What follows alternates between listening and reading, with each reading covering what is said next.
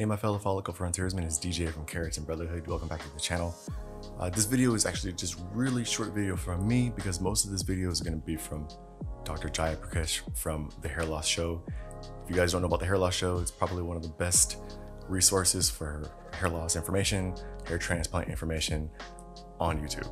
So I'm gonna put their link in the description and also put a link in the description for an interview that I did with Dr. Jayaprakash a few weeks ago. It's a lot of great information there about finasteride, about derma rolling. So if you have a lot of questions, particularly if you're just starting finasteride or if you're looking for ways to regrow your hair, I really highly suggest checking out that interview because I learned a lot from the interview, things that I didn't know before, and it really changed the way I approach my own hair loss. So make sure you check that out, link in the description. What I want to share with you guys today is some feedback that I received from Dr. Jayaprakash about my video that I posted yesterday about my hair transplant.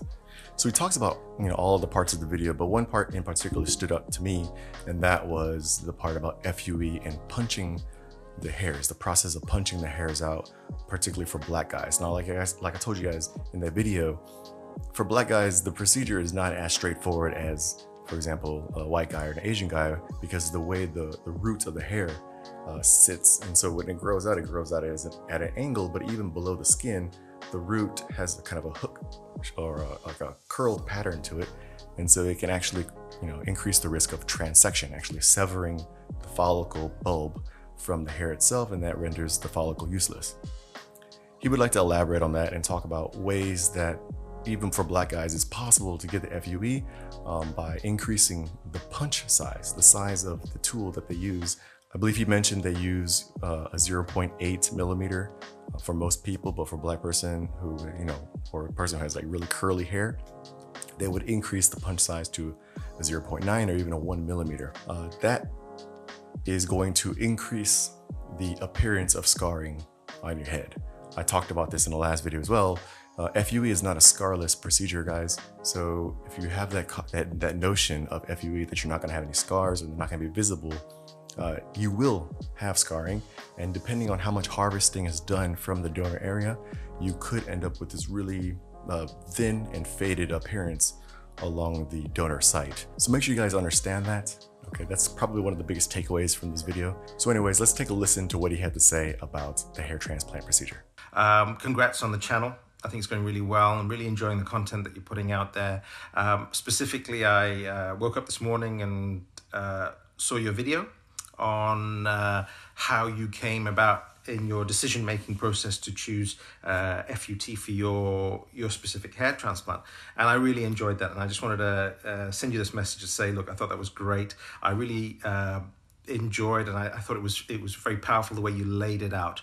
I think there are a lot of factors that will impact the decision for people if they are intending to go and have a hair transplant, what technique they will go for. I don't believe, and I've said this many times as well, but I just don't believe that it's a simple, one technique is better than the other. There are a lot of people going FUE is better than strip, or strip is better than FUE. I don't believe one is better than the other.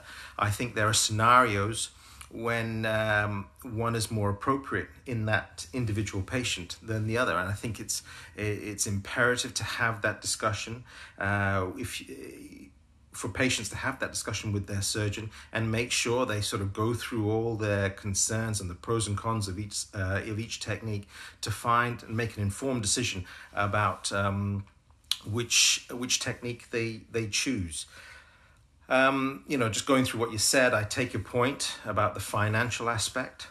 I think, I understand that there is a cost difference between strip and FUE, and that for sure will impact some people's decision-making process. The other thing you talked about was scarring, and that's something that we need to discuss and have a lot of discussion and an in-depth talk with our patients about that, because people incorrectly state, like you mentioned, people incorrectly state that FUE is a scarless procedure, and it's not the case.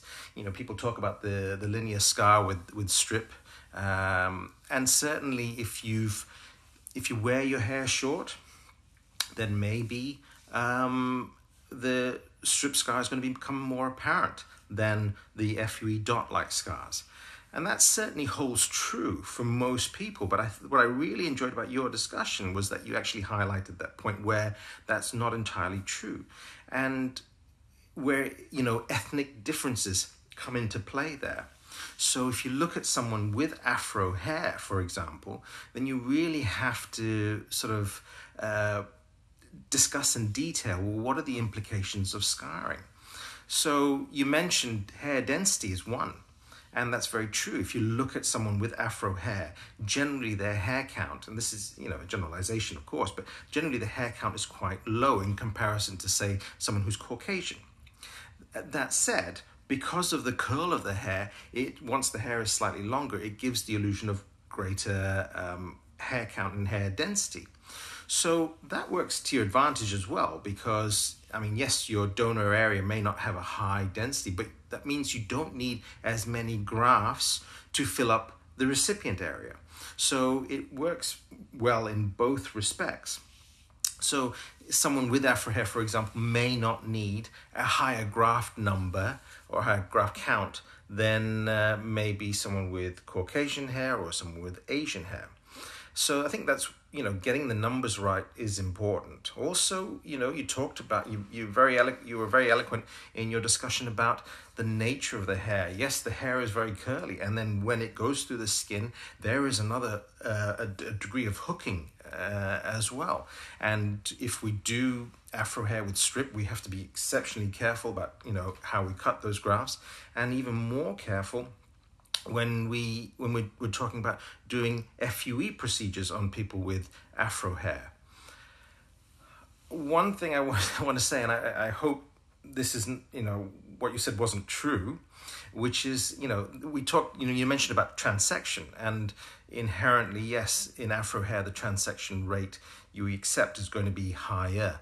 But I would hope that, whoever's, we should never plant transected hairs, and whoever is your surgeon shouldn't be charging you for transected hairs. That's a technical thing.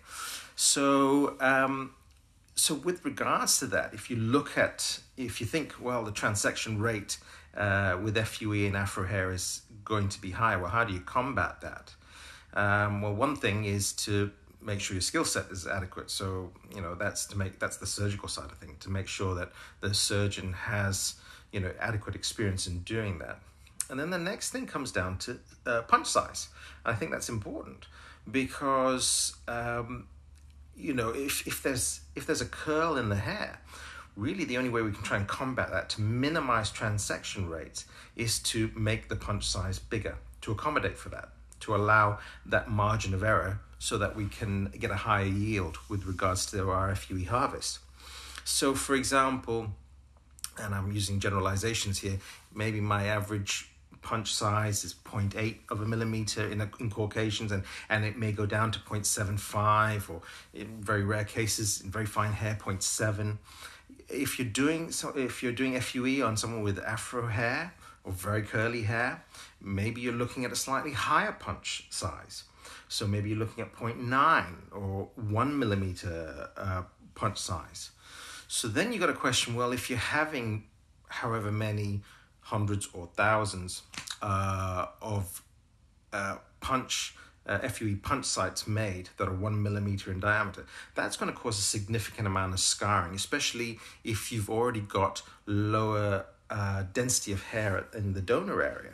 So, you have to, there's an argument to be made with, well, how invisible will the scarring be with FUE in someone who has that kind of hair? Now, there's no right answer to that, and I certainly don't have that, but that's certainly something to discuss. And that's why I think, it's a conversation to be had. There's no clear-cut answer. This technique is better than, this technique. So I think that's probably the only thing that I would add. But I thought, the way you highlighted it was excellent. And I think the underlying message is that it is a very personal decision, and it varies from person to person. I cannot tell you the number of times I've sat in clinic that patients have come to see me and have sat down and said, look, I want to have a hair transplant procedure. I want it, I've done my research. I want FUE,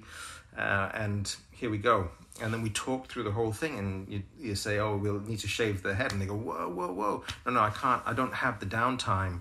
I've got to be at work and attend this meeting and that meeting. I don't have the downtime to shave the back of my head. And it's a significant number of people who come in to see me that go, I want to have FUE, that actually decide they want to have strip because of, you only shave the area that they're going to take away, and therefore the relative downtime in terms of what the donor area looks like is less. Now, we're getting into a more a hypothetical conversation there, but I just thought I'd highlight that aspect as well. And the same happens in reverse. But look, what I wanted to say is well done with the channel. Great job, and well done on today's episode. I thought it was great. Once again, hope you're keeping safe. Stay well. Understand, guys, FUT or FUE, you're going to have scarring. It just depends on what kind of scarring you want to deal with. Again, I stand by the idea that if you're a really young guy who has aggressive hair loss in your early 20s or mid 20s, that's something you really need to sit down with your hair surgeon and discuss whether it's the perfect time for you to get a hair transplant, or maybe you should wait some time or be more realistic about what your expectations are. Consultation is key, guys. Do your homework, okay? It is like life-changing decision for better or for worse. All right. Anyways, my name is DJ from Keratin Brotherhood. I'll see you in the next video.